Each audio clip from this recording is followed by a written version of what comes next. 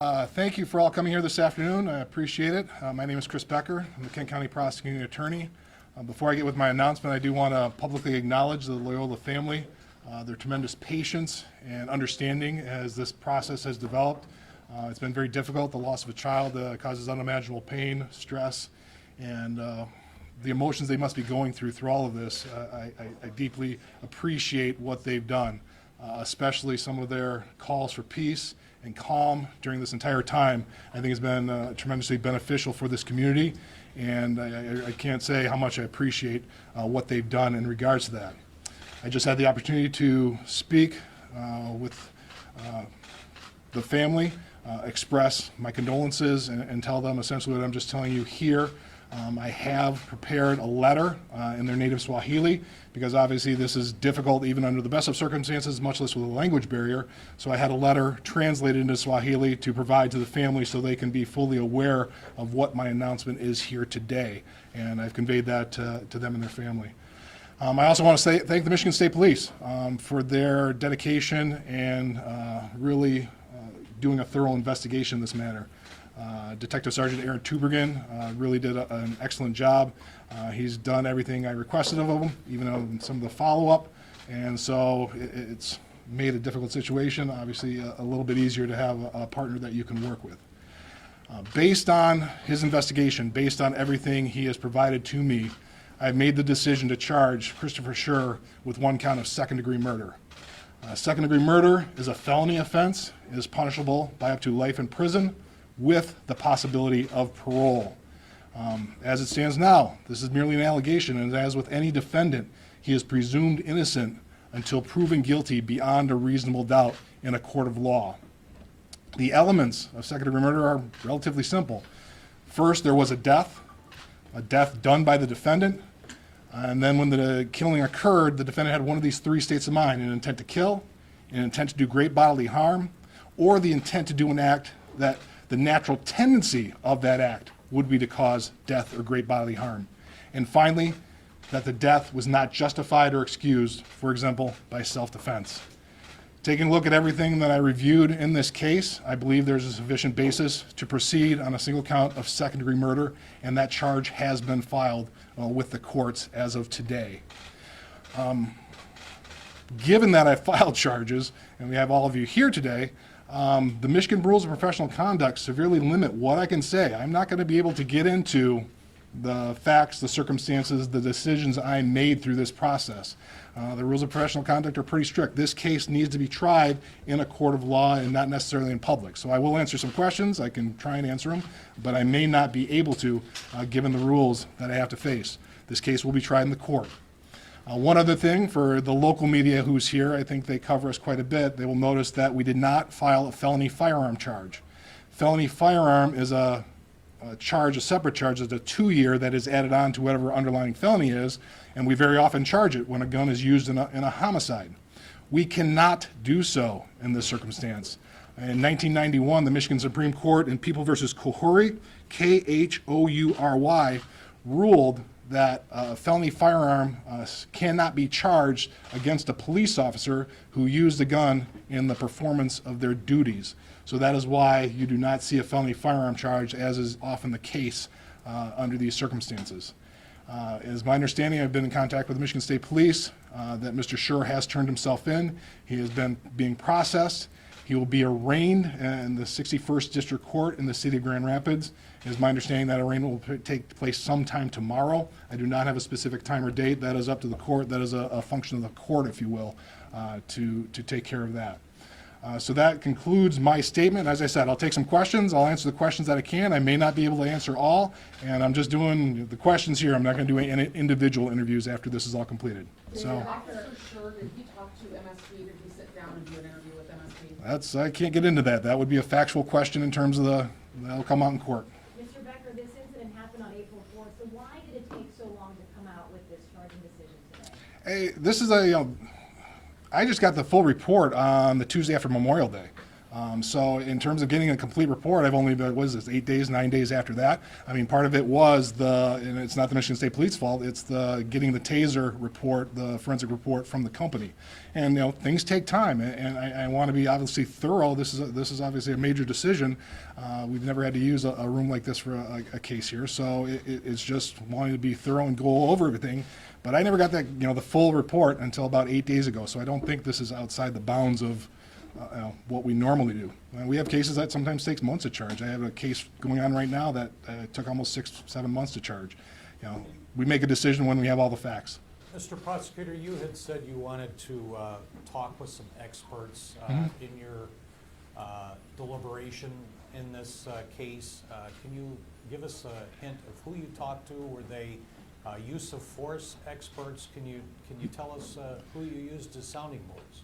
There were use of force experts. I'm not going to get into my witnesses in terms of the case, but that I know that came up in one of the questions in terms of the Michigan State Police. I did request the Michigan State Police, I asked them if they could maybe give their expertise, but there's an issue in terms of they are kind of the fact finders, and then trying to ask them to be opinions on top of the fact finders. We were a little bit uncomfortable with that, so that's part of the reason I went kind of outside, because that's been one of the things I've heard is why not use the Michigan State Police.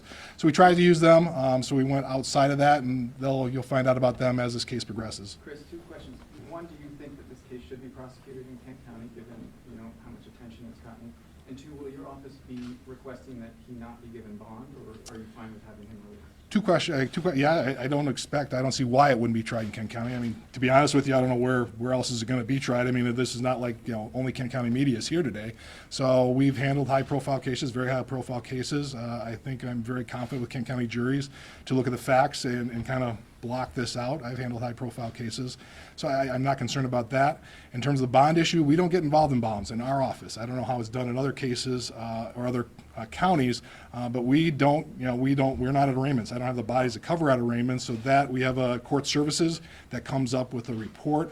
I can go into that, a praxis, if you will, and they come up with a, prior history, mental health history, what the crime was, and they provide that to the judge. The judge makes the decision on bond. So that'll be essentially a court function, and we generally stay out of it. I can't say every single time, but generally stay out of it in the vast, 99% of the cases. Mr. Prosecutor, we're from... Let's give him next to you. He had... For manslaughter charges, and talk about the difference between manslaughter and second degree in this case. Obviously, we considered, we looked at everything, and so manslaughter will be a lesser included offense. The difference in manslaughter is a heat of passion. There's some sort of provocation with heat of passion, so that is something we took a look at. I felt based on the evidence I reviewed, I think a second-degree murder charge is appropriate, but that is generally a lesser included instruction should it get to a jury. Was Grand Rapids Police Chief Winstrom informed of your decision before you just announced Yes. it? Yes, I talked to them, yes. I let them know yesterday. Can you share anything with that conversation? I will let him, I'm not going to speak for him, or I'll let him answer that. I'm sure they'll probably have something to say. Mr. Prosecutor, given the second-degree murder charge, does this make it more difficult for you to prove this in court? And do you have any concerns with the jury? We're from Detroit. We came to town to cover Sure. the plot to kidnap the governor, and 2 men were found not guilty by that jury. So what are your thoughts about a jury, and does this charge make it a higher bar for you to win in court? No, I don't think so. I think, obviously, I wouldn't charge if I didn't think I could prove it. I don't, be it manslaughter or second-degree murder, it's almost the same. It's the same elements, to be honest with you, except that manslaughter has the negating factor. If you look at the law, that it was done under the heat of passion. So the jury will have the opportunity to consider that. So I don't think it's a higher burden. The Whitmer jury, and I'm not a federal, so I can't comment a whole lot. I wasn't involved in that, but I have faith in Kent County juries. I mean, I think they're very conscientious. They listen, they pay attention, and they're not swayed by outside influences. I think they're very considerate. So I guess they will take the seriousness and take the time to do what they think is, right in a situation like this. I really do believe that. In the back? Sir, did you hear from when you presented to the family, did you get feedback from them that they expressed themselves to you? Very briefly. I mean, they said thank you, and it was a very brief phone call, so I did not, really talk to them a whole lot. With the interpreter, it's difficult. I mean, it's difficult. I also wanted them. They didn't have an opportunity to read my letter. I said, why don't you, read the letter, and we obviously we're going to talk later since we did charge, so we'll have an opportunity to speak as this goes through. What do you I think this sends a message to police officers I don't think so. I'm never big on sending messages with charges. I think most police officers realize that it could happen.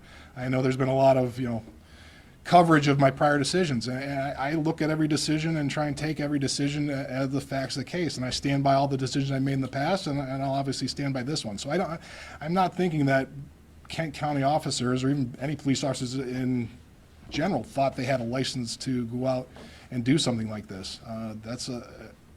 I think this is not a message. This is just based on the facts. I'm making a decision in this case. I know you talked about having only 8 days since you've received the full investigation materials without, I know you can't talk about what those materials were, but having all those, how were you able to make that decision in 8 days? Well, I had a lot of the material. I mean, that was one big piece of the report, so I had a lot of it, so I was going over it, and like I said, I asked Detective Sergeant Tubergen to follow up on that, so I had a good chunk of it, so I knew what was going on. It wasn't like I was just starting from fresh 8 days ago, so this was just kind of, okay, I got the final thing. And it is a process in our office. I mean, this is, it's my decision ultimately, but I've consulted with, attorneys in my office, I've consulted with attorneys outside my office, I've consulted with people I respect, so, I think I've done everything I could to be as thorough, and it's, Scripture says that decisions are, best made when they're made in in a group, and I tried to do that. What do you think the reaction's gonna be from people out there on the street during this news? I think it's going to be, I think it's split, to be honest with you. I mean, I think there's been this, I think the general consensus is I think there's a huge amount of community pressure that thinks I should charge, and if I don't charge, something's going to happen. But I mean, literally, just before I came over here, I got an email from somebody saying, I don't think you should charge. So there's a lot of people that think that this should not be charged. And so I'm very mindful of that. I hope the public reflects the care and concern I took. This was not a quick or decision I took lightly, and so we'll see how the public reacts. What can you tell us about the role that Taser played and what that report said regarding? Not much. You're for 2. I mean, not much. I mean, obviously, we see in the video, the Taser obviously played a role. That's why I was waiting for that forensic report. So it played a major role that I wanted to be sure what I was seeing reflected, it was in that report. So I can say that, but how that plays out, it was a major piece. That's about all I can say, I guess. Can you talk about how thorough your office was? Because, again, this happened back on April 4th, and people in the community were basically saying, but you guys, took your time before you decided to make a decision. I mean, I think we try and be thorough all the time. I mean, that's one of the things I try and tell any new assistant prosecutor that starts in this office. The charging decision is the biggest decision you make, because right now, that name's out there. And whatever happens, that name's going to be out there in media searches and everything else. So we got to be careful every time. So in thoroughness, yeah, we wanted to get all the reports, look at all the evidence, follow up. We don't. Rare in a case like this is we just get a report and okay, make a decision. There's a lot, and officers, you're not. It was like, is there an officer over there? No, officers will say, that we're, hey, go follow up on this. It's rare that we don't do that. So that's what we try and do in making a decision, because we know this is a major step. That can't be taken back. I mean, they could ultimately be found not guilty, and that would happen, but that's still, they got to go through this process, so we try and do as thorough a job as we can. Given the elements and the circumstances of this case, and I asked this to the chief the day he released the videos, is this Michigan's version of George Floyd? I'll let for the media to decide. I'm not going to make that call. I'll leave it up to you. I had a question about the video release. Before the video was released, you had said that you were worried about it potentially affecting jurors' view of what happened, but also potentially altering the recollections of witnesses. So, 2-part question, did you encounter that at all with witnesses in the investigation, and do you still have that concern about potential jurors? I definitely still have the concern, because obviously it's going to make jury selection, I'm always amazed when you get to a jury selection when you have a major media case and how people don't. They're like, oh, I haven't heard of it, I kind of remember it. I think that's not going to be quite the case here. So everybody's going to have seen it, so I think that will be an issue, no question. In terms of altering, it's hard to tell. I mean, I think I do have some concerns. I could probably discuss those a little bit more after this is all done, if you file that away for whenever this case gets done, because I think there is at least one area that it did, but beyond that, it's hard to tell what. We got most of the witnesses before that was released, so I think that's helped. But I think there may be some concerns. Mr. Prosecutor, are you gonna handle this case yourself, or are you gonna handle? I am, yeah. We'll take one more question. I know you had said you're not big on sending messages and talking about law enforcement, but what message do you feel like this sends to the community? I hope it sends that we take these cases seriously. I mean, I think, and I go out and speak, it's nothing different than I've said before in public, is that everybody thinks, the prosecutors are essentially an arm or just a branch of the police. And we're not. We are our own entity. We have a duty to enforce the law, be it on police or the public. And there's very often, we disagree on cases, we disagree on things that happen. We're a separate entity, and our duty is public safety. We work a lot with them, but we don't work for them. And I think law enforcement in Kent County understands that, we understand that, and so that's, hopefully the public takes that and understands that, and maybe dissuades, some of the stereotypes that we've been seeing over the past couple of months. Just one more quick technical. One more quick question, one. if I I'll could. give him one more quick one. In the range of options that you had, is this second-degree murder at the top? Is there Yes. anything above that? I mean, the only thing above second-degree murder is first-degree murder, and there's not a sufficient basis, premeditation, deliberation just weren't there. So, That's what I thought. Just okay? wanted to make All right, sure. thank you. Thank you.